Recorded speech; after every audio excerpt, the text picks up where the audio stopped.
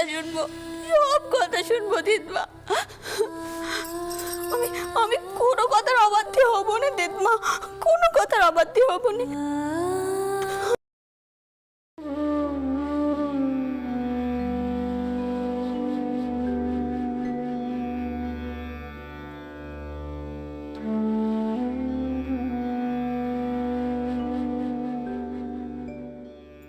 ও মা, এখনো ঠাকুর মশাই এলেন না?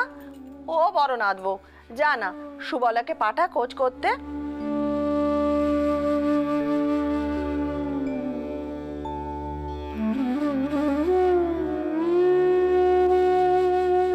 যা।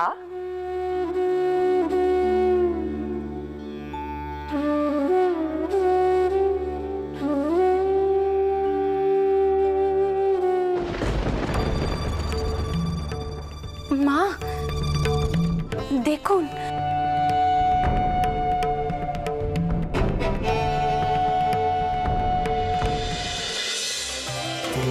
মহাশক্তি মহেশ্বরী বিজয় লক্ষ্মী যুগে যুগে আলোক রূপিণী পরমা প্রকৃতি বন্দিত। ও যুগি, বউ ছোটকে মানিয়ে গুছিয়ে নিয়ে এসেছে। আমি ঠিক জানতাম ও পারবে। বিজয় লক্ষ্মী যুগে যুগে আলোক রূপিণী। ও সাধারণ মেয়ে নয় রে, চন্দরের খুব ভাগ্যি ভালো যেরকম বউ পেয়েছে।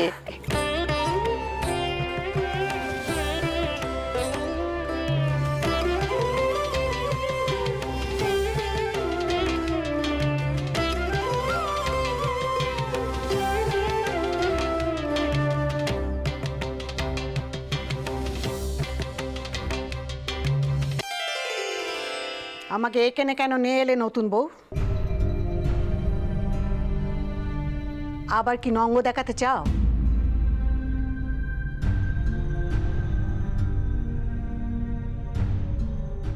সকালে আপনি যে কাজ করতে বলেছিলেন তখন তো সে কথা শুনিনি, তাই এখন শুনবো।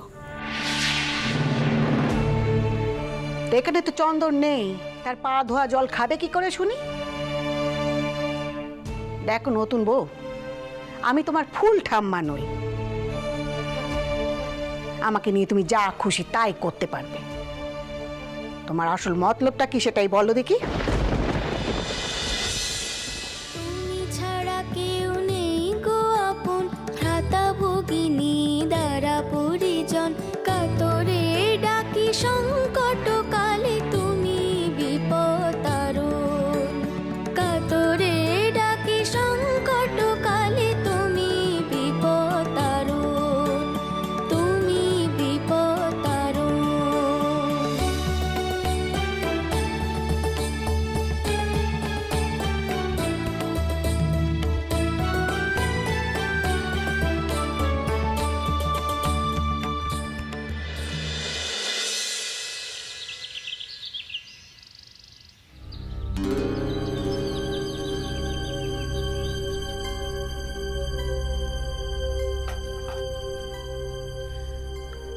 মাথা ঠান্ডা করো ঠাকুরপো। বউ দিদমাকে মানিয়ে গুছিয়ে মান্না বাড়ি থেকে এই বাড়িতে নিয়ে এসেছে। বউ দিদমার কথাও শুনেছে, আর কোনো সমস্যা নেই। তুমি এবার চা খাও। রানী দিদমাকে নিয়ে এসেছেন আর কথা শুনেছেন মানে? আমি যে তাকে বারণ করলাম তার কোনো কথাই সে শুনলো না। শান্ত হও ঠাকুরপো, সে বউ মানুষ। শাউরিদের কথা অমান্য করা কি তার সাজে? তুমি এসবের মধ্যে ঢুকো না, তুমি চা খাও। না না বৌঠান, এ হতেই পারে না। কিছুদিন আগে রামমোহন রায় আমাকে বলে গেলেন যে রানীর যাতে কোনো অসম্মান না হয় সেটা দেখার দায়িত্ব আমার। আর এরই মধ্যে না না, আমি তো নিজের কাছে নিজের মুখ দেখাতে পারবো না।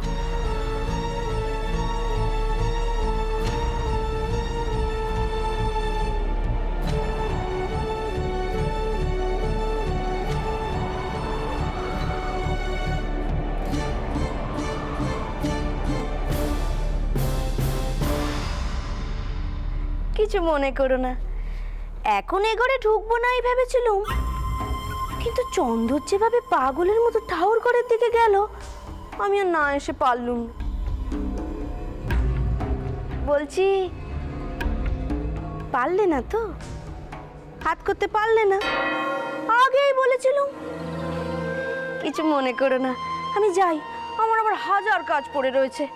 বলি, ও সুবালা, কোথায় গেলি রে? না না, ছোট খুড়িমা আমার ভুল বুঝছেন। আমি কেন ঠাকুরপোকে হাত করার জন্য এসব বলবো এসে?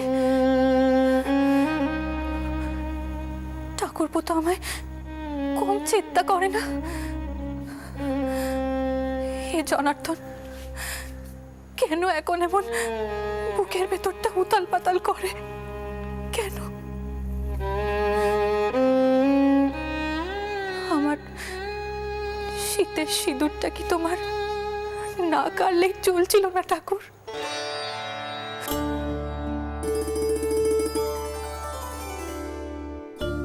বিয়ের আগে পিসি বলেছিল, তিনি তো দেবতা, তিনি তো রঘুবীর। তখন তো বুঝিনি। এখন থেকে আমি সেই কথাই মানব।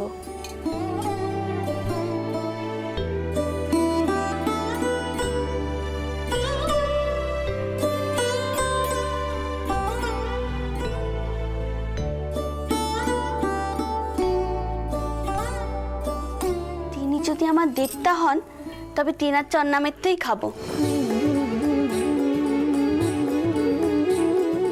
তেনার আপত্তি আছে, কিন্তু জনার্দনের তো কোনো আপত্তি নেই চন্নামেরতে।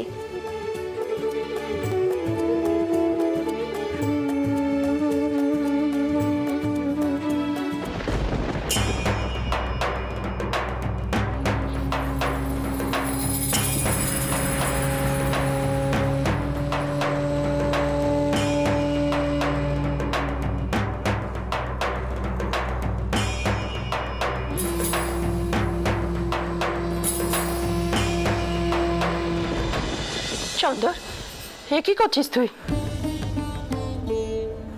দিদমা, আমি জানি আপনি আমার উপর খুবই অসন্তুষ্ট হয়ে আছেন, কিন্তু না বলে পারছি না। আপনি দয়া করে রানীকে এসব কুসংস্কার শেখাবেন না। দিদমা, রানী বড় ছেলে মানুষ, বড় সরল আর সাদাসিধে। ও পবিত্র মনে ঠাকুরের পুজো করে, ঈশ্বরের চরণামৃত খায়, আজও আমাকে ভগবান ভাবছে। কিন্তু এই শিক্ষা আমি ওকে পেতে দেব না। এ নিহাত কুসংস্কার দিদমা। আর এই জন্যই রামমোহন রায় পৌত্তলিকতাকে সমর্থন করেন। খবরদার চন্দ্র,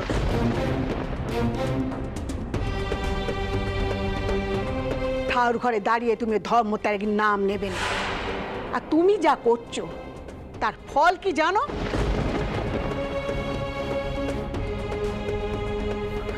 দিদমা, আমি জানি বাবা মশাই আমাকে ত্যায্যও করতে পারেন,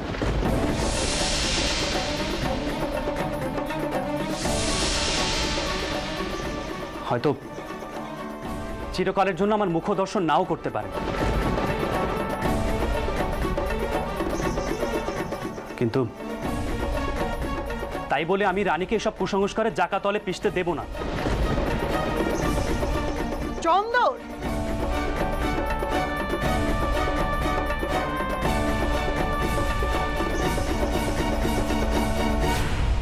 দিদমা, এই সংসারে বিধিনিষেধ শুধুমাত্র মেয়েদের জন্যই তৈরি হয়েছে। সারাদিন মেয়েরাই শুধু সেই সব নিয়মের জাতাকলে পেশে। সমাজের স্ত্রীলোক তাদের যোগ্য সম্মান পাক। রানী আমার স্ত্রী, আমি চাই সে তার যোগ্য সম্মান পাক। দিদমা, আপনাকে কোনোভাবেই অসম্মান করার ইচ্ছে আমার নেই। আশা করছি আপনি আমার কথা বুঝবেন। ও যে চন্নামের তো। না রানী, এ শুধু মূর্তির পা ধোয়া জল।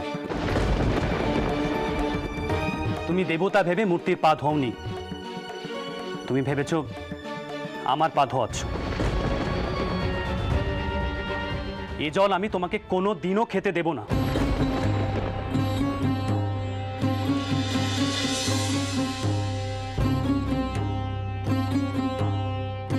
মা, চন্দর একটু উত্তেজিত তো, তাই অমন। দেখ যোগী, এতকাল কানা ঘুষো শুনেছি, এখন বিশ্বাস করছি যে এই বউ বশীকরণ জানে।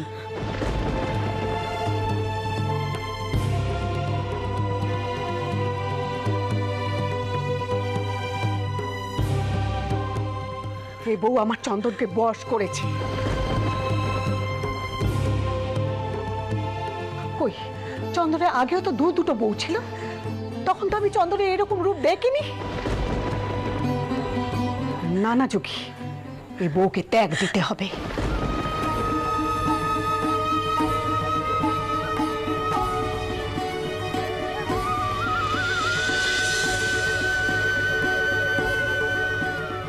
তা নাহলে এই সংসারের বড় ক্ষতি হয়ে যাবে, এই সংসার বাঁচাতে পারবো না।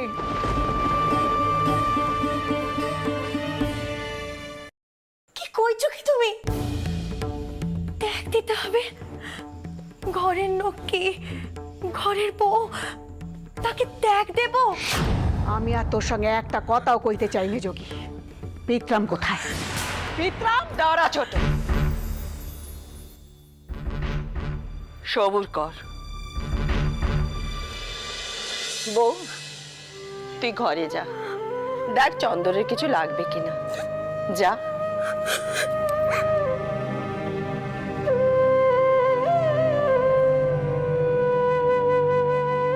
আমি জানতাম তুই ঠোঁট কাটা, কারুকে তোয়াক্কা করিস নে, কিন্তু একটা কথা মনে রেখে দে, এই মান্না বাড়িতে তুইও কিন্তু একদিন বউ হয়ে এসেছিলি, আর তখন শাউরি দিত শাউরিরা ঠেস দিয়ে কথা কইতো।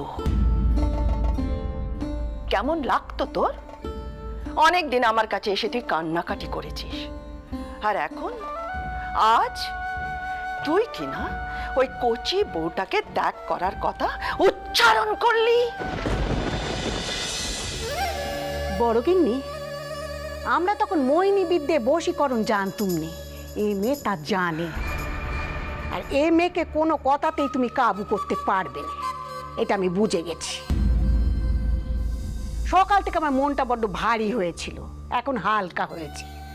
চন্দনের পরিবর্তন কেন তা আমি বুঝতে পেরেছি। একটা কথা কইতে বাধ্য হচ্ছি, তোর মনে বড় প্যাচ রে, নয়তো এই ফুলের মতো শিশুটাকে তুই বলছিস বশীকরণ জানে? এই তোর মন? আমার মনে যেটা হয়েছে আমি সেটাই কয়েছি। যাকে এ নিয়ে আমি তোমার সঙ্গে কথা কইতে চাইনি বড় গিন্নি। পিতরাম কোথায়? পিতরামের চোখ কান সব দিকে খোলা থাকে, আর ওর মাথায় অনেক কূট বুদ্ধি। পিতরাম! মা,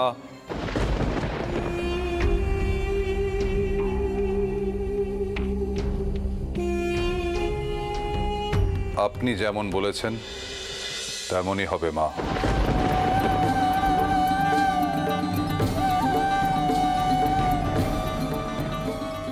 বৌমা আজই তার বাপের ঘরে যাবে। আপনি কি কইতেন কি? ঠিক বলছি মা, হ্যাঁ। এ বিষয়ে আমার সিদ্ধান্ত নেওয়া হয়ে গিয়েছে। আর তুমি তো জানো আমার সিদ্ধান্তের কোনো নড়চড় হয় না।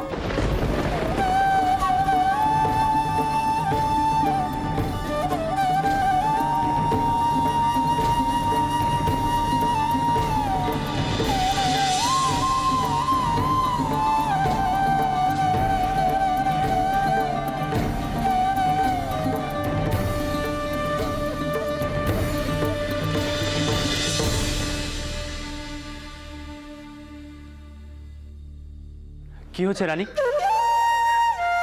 কাঁদছো কেন? আপনি কি করলেন বলুন দেখি? ঠাকুরের চরণামৃত তো ফেলে দিলেন, এই জন্যই তো জনার্দন রেগে গেলেন। আর দেববাবু রেগে গিয়ে আমাকে ত্যাগ করতে বলেছেন। এসব কি বলছো রানী? আচ্ছা, বশীকরণ কাকে বলে? বশ করা কি? আমি কি আপনাকে বশ করেছি? এসব কথা তোমাকে কে বলেছেন? দিদমা, মা আর ফুল ঠাকুমা সেখানে ছিলেন না? তারা কিছু বলেননি? মা, দোহাই তোমার, তুমি চুপ করো, শান্ত হও। স্বয়ং বাবা মশাই আদেশ দিয়েছেন বউকে বাপের বাড়ি পাঠাতে। তুমি কেন মেয়ে মহলে কথা বলতে গেলে বলো তো ভাই? এখন সব ঝড় বউয়ের উপর দিয়ে যাবে। কিন্তু বোঠান, আপনি তো সব জানেন আমি মেয়েদের এসব কুসংস্কার মেনে নিতে পারি না। মেয়েদের ভাগ্যি পাল্টানো কি অতই সহজ? তুমি পুরুষ মানুষ, মেয়েদের সমস্যা যন্ত্রণা বোঝা তোমাদের সাধ্যি নয়।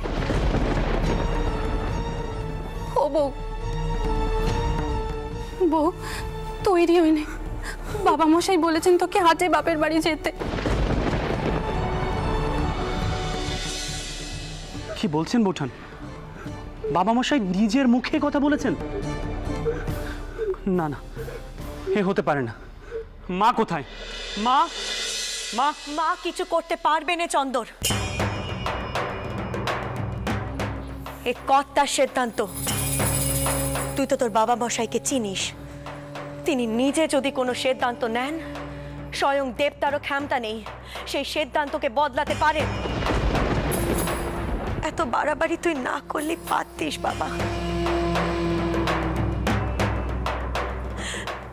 বৌমা তো তোর দিদমাকে বুঝিয়ে এখানে ঠিক নিয়েছিল। তোর পা ধোয়া জল না খেয়েও সব দিক কেমন করে রক্ষে করতে হয় সে ব্যবস্থা তো সে করেছিল। কিন্তু বাবা তুই তা হতে দিলি নে, হতে দিলি নে। এখন যে কি করব? চন্দর, বৈঠকখানে যা, বাবা মশাই ডাকছেন তোকে। যা বাবা, যা।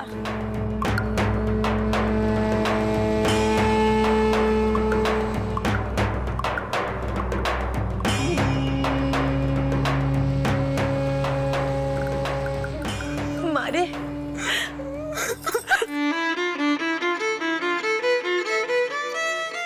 মা, মা এখন কি আর কিছুই করার নেই? ছোটর তো কোনো দোষ নেই, যা দোষ করার আমি করেছি। আমি তো ঠাকুরপোকে বলেছি বউ দিদমাকে নিয়ে এসেছে। আপনি কিছু একটা করুন মা। বড় বৌমা, আমার কি আর অত ক্ষমতা আছে মা কর্তার মুখের ওপর কথা কইব? মান্না বাড়ির মেয়ে বলে কর্তা আমাকে যথেষ্ট মান দেন, তাই বলে কর্তার মুখের ওপর কথা কইব না মা, তা আমি পারবো না। নতুন বউ, কিচ্ছু করার নেই রে মা, তোকে তোর বাপের ঘরে যেতেই হবে, যেতেই হবে। শোন মা, একদম ভয় পাস নে, তোর সাথে তো তোর রঘুবীর আছেন সব সময়। তাকে ডাক মা, তাকে মন দিয়ে ডাক, তিনি রক্ষে করবেন, সব সমস্যা ঠিক করে দেবেন।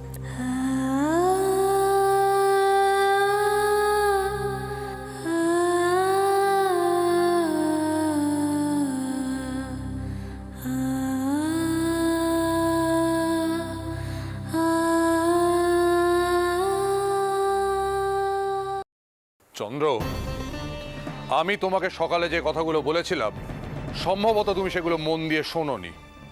আমি তোমাকে বোঝাবার চেষ্টা করেছিলাম যে তোমার দাদামশাই দিদিমা তারা আমার কাছে কতটা সম্মানীয়, তুমি সেটা বোঝোনি। তাই সব দিক রক্ষা করতে আমাকে এই সিদ্ধান্ত নিতে হচ্ছে। কিন্তু এই নিয়ে কোনো কিন্তু নেই, আমি কোনো কথা শুনতে চাই না। বৌমা এখনই তার বাপের বাড়ির উদ্দেশ্যে রওনা হবেন। কর্তামশাই, পালকি তৈরি। বেশ, সঙ্গে যথেষ্ট সংখ্যক পাইক বরকন্দাজ দিয়ে দেবে, আর শঙ্কর সর্দারকে বলবে সে যেন নিজে পালকির সঙ্গে থাকে। যে আগে বাবুমশাই, দোষ যদি আমার হয়ে থাকে তার শাস্তি অন্য কেউ কেন পাবে? যা শাস্তি হয় আমাকে দিন। তোমার কি মনে হয় এতে তুমি যথেষ্ট শাস্তি পাচ্ছ না? বিদ্রাম, এদিকে সব তৈরি তো, বারবেলা পড়ে যাচ্ছে, বউকে যাত্রা করাতে হবে। ঠাকুমা, তুমিও এর মধ্যে আছো? কি আমি ভাবতে পারছি না। তুই যা কাণ্ড ঘটিয়েছিস, এছাড়া আর কোনো পথ ছিল না।